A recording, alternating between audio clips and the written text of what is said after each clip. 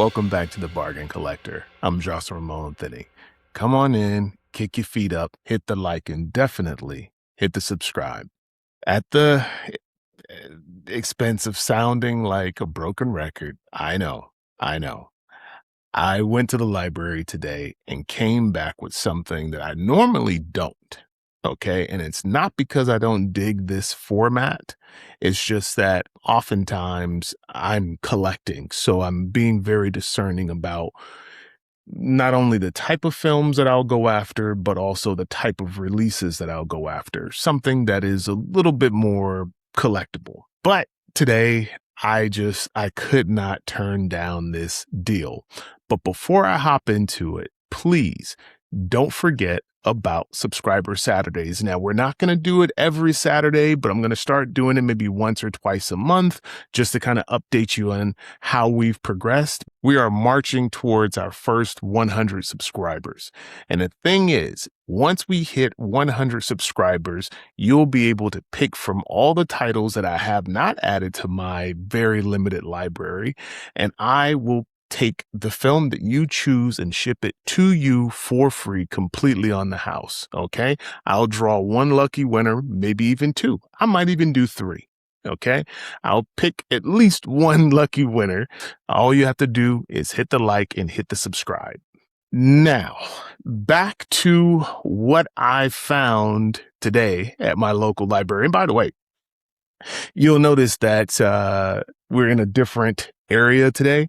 I decided to come upstairs and actually commandeer my son's room because it is way too hot in Southern California. I think in my house today, it was 88 degrees. And I had to just turn on the AC. So if it was 88 in the house and we get pretty good shade, it was probably 90 some odd degrees outside and a lot of humidity. So I decided to bring my entire workstation up here, and I said to myself, I'll do the remaining shows for the month from this room. Now, I digress. So what did I pick up from this haul? And why was it so significant? You'll find out why. First film up is a film that I saw at the theaters upon its initial release, and I haven't seen it since then. This movie was, I want to say this was in the 90s. I'm not sure. It might even been the early to mid 90s. I'm so not sure right off the top of my head, but I remember it being a very, very fun movie, and I hadn't thought about it in years, and I came across it at the library, and I had to pick it up. What movie is that? PCU. Have you guys seen this movie? Look, I remember very vividly the interactions between Jeremy Piven and this dude right here. I forget is David Spade. Yeah, David Spade. How did I forget David Spade's name? But I remember this movie being hilarious. So listen, David Spade and Jeremy Piven lead the campus craziness in the rowdiest college movie since Animal House. I remember it being pretty fun. Now, that to say that it's the rowdiest movie since Animal House, that's a tall order. With all new social rules on political correctness, the only fun place left at Port Charles University is the Pit, an outlawed underground fraternity house. Here, no behavior is too offensive and no lifestyle too bizarre. These fraternity brothers and sisters are lazy, lawless, and loud, the 3 L's, and determined to turn PCU back into the party school it was meant to be. I love party. I remember there was a time during the 80s where that was the only time, and I was not college age. In the 80s, I was still pretty darn young, but I remember late 80s, early 90s, there was just a slew of these type of party films. And I don't think this is the same, because most of the ones I'm thinking about are like, Hot Dog and things like that. But, I don't know if I don't remember this kind of being that same style, but I'm gonna check it out and take a look and let you know if I'm gonna be adding this one to my library. I even did a quick Google search when I got home just to see if PCU was available on Blu-ray, and I wasn't able to find any listings anywhere of PCU ever hitting Blu-ray. So this may be the only way to own the film is DVD. Guys, let me know if I maybe overlooked it or if you saw somewhere where PCU is available for like on Blu-ray. Let me know because I would like to know if there is a higher quality version of this one out there. But for what I paid for it, trust me, it's an awesome pickup. Awesome pickup. What was the next film? This film I I watched. This was one that I saw in the theaters as well, and I just remember it punching me in the feels, just right in the heart. And I saw that recently there was a 4K announced for this one, and I was contemplating buying it on 4K until I saw this deal and I had to take advantage of it. Um, and I think if I enjoyed as much as I remember, and if I feel that it is something that is very rewatchable, it is there's a potential that I may actually double dip and go into the 4K, go and purchase the 4K. But at the price I purchased, it isn't really double dipping. I mean, this what I paid for this stuff is money that jingles, not folds. Okay. But what film am I speaking of? What Dreams May Come. Have you guys seen this one? This is Robin Williams, Cuba Gooding Jr., and Annabella Sciorra. I remember the movie being I just remember Robin Williams essentially lost his he lost his kids, I think, in a car accident. And then he and his wife, she can't go on, living without the children. And so I think she offs herself and then he goes into the afterlife trying to find her. I believe that was the story, but let me take a look. No, I believe that is the story. But here it says a visual masterpiece, stunning and totally original, awe-inspiring, a visual blast. I do remember a lot of this being so visually beautiful that it was almost like a painting. I remember some scenes like that. It's been so long since I've seen this. I mean, I literally watched this in the movie theaters and haven't seen it since. So I'm very much looking forward to revisiting this. I'm not even sure why I never revisited this. Maybe I'll find out when I pop this one in to watch. And this film that I'm about to show you is a film that I watched this film around the time that it hit digital. And unfortunately, I watched it very late at night. Okay. And I think I might have had a little bit of, a little bit to drink. And so I don't remember much except for the brutality of a few of the scenes. I remember the brutality and I was just like, whoa, that was pretty crazy. And then I went back to drinking and I was just totally, unawares of what the story really was or if the movie was any good. So I don't remember really much of anything about it. So I'm very happy to revisit this at a very, very low cost. Okay. And what movie is that? Bone Tomahawk. Have you guys seen this one? I'm pretty sure everybody has seen this one. Because I know for a fact that almost on everybody's, on so many people's top horror films, they have Bone Tomahawk somewhere on the list. So it must objectively be a pretty good horror film.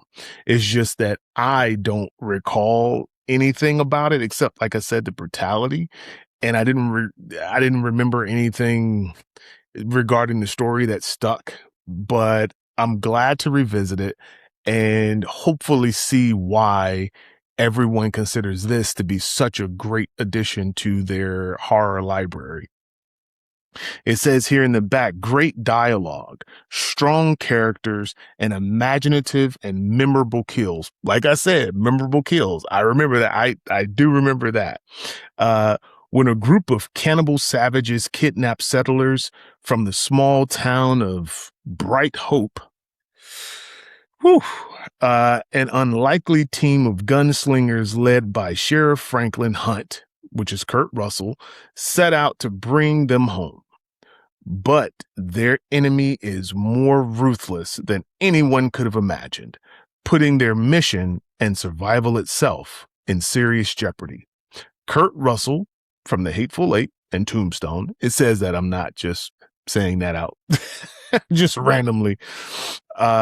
Lead an all-star cast including Patrick Wilson, Matthew Fox, and Richard Jenkins in this gritty, brutal adventure that takes your expectations and twists them. Sounds pretty fun. I look forward to checking this out. I like I said before, I don't even have to ask you guys if you've seen it. Just leave in the comment section what you thought about it. Because really, when I'm done with this last movie, I'm going to kind of start asking you, I'm going to tell you why I'm asking you what your thoughts are, because we're going to change the format a little bit of the show. So, yeah, let me know what you think about this. And the last movie is one that I had not heard of until maybe 2 weeks ago, and just randomly saw this sitting on the shelf. I literally just heard about this film. So it was quite, I don't want to use the word serendipitous because I don't know if it's a good film or not, but it was quite odd that I just heard about it and I found it on the shelf at the library for sale. And especially for the price that I paid for it. And what movie is that? Big Kill. Have you guys heard about this film? Have you seen it? Because this movie showed up on, I want to say it was the Physical Media Report or something like that. And they were talking about a sale for it on either Blu-ray or 4K. I can't remember. But there was some sale on it. And I said, that sounds like an interesting, film based on around what the reviewer were saying. So I said to myself, man, maybe I'll check it out one of these days. And lo and behold, just a few days later, I'm walking through the library and there it is on the shelf. It stars Christoph Sanders. Don't know who that is, but Jason Patrick and Michael Pare and Lou Diamond Phillips and Denny Trejo. We all know who those guys are. When they're in something, they're usually the best part of the movie. If the movie's not that great, they're at least the best part of it. So to have them all in one movie is, I know at least I'll have a good time and be in good company.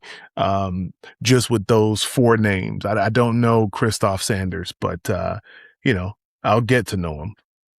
But it says a tenderfoot from Philadelphia, two misfit gamblers on the run, and a deadly preacher have a date with destiny in a boom town gone bust called Big Kill. After the death of his wife, Jim, the accountant, has come from the east to join his brother in business. Jake and Travis, two misfit rogues. I never really heard two people call rogues. Two misfit rogues with 1 foot on each side of the law have come from the south after being run out of Mexico under a hail of gunfire.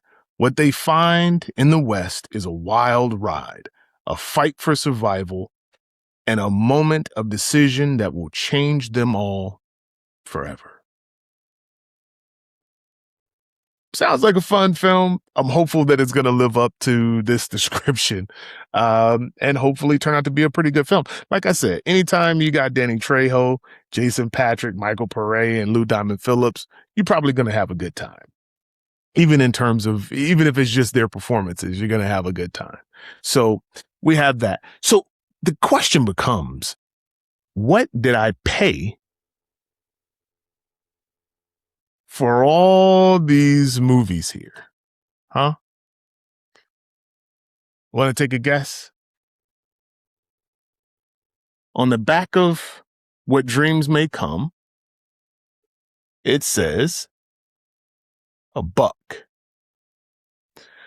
On the back of Bone Tomahawk, it says $1. On the back of Big Kill, it says $1. And on the back of PCU, it says $1.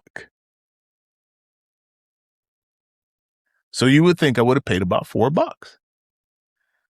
But in actuality, they had a sign on the stand that said $4 for $1.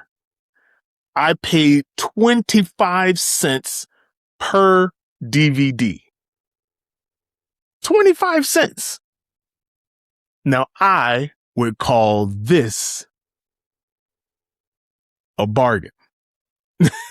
That's what I call this a bargain. And I can't wait to take a look at them to see if I'm going to add them to my very limited library. Now, chances are, PCU, because I remember it being pretty funny. That one might automatically be a shoe-in, especially because there's no other format you can own it on. But we'll see. I'll take a look and we'll see. I'll be very objective with it. And, you know, if I have fun with it, but I don't think I'll revisit it, I know that I'm going to immediately just let you guys have at it.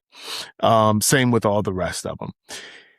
Now, this is what I was talking about when I said the format of the show is going to change, because I do a lot of these where I go and I find the films and then I do a separate video where I watch the films and give you my thoughts on them, and trying to do that 4 times a week while putting up shorts and everything else. It seems like maybe there's been a dip in the quality of the show, because for the most part, I don't edit them as much as I used to. I kind of just put it up and, you know, cut around my speech or whatnot, and don't do too many smash edits and zooms and all this other kind of stuff. But I want to get back into that because I believe that it makes the show feel more lively. So my thoughts were taking this part, and just basically saying on each video, hey, this is what I found and I have watched it, and I'm either going to add it to my library or not. So removing this separate video of only talking about what I found. Do you think that works better for you guys? Because what I don't want to do is make videos that I don't think you guys really enjoy. I don't know if the hunt is more important than the review. And two, my reviews, because I've been trying to do more of them, those have kind of gotten a little bit, they've gotten a little bit plain as well.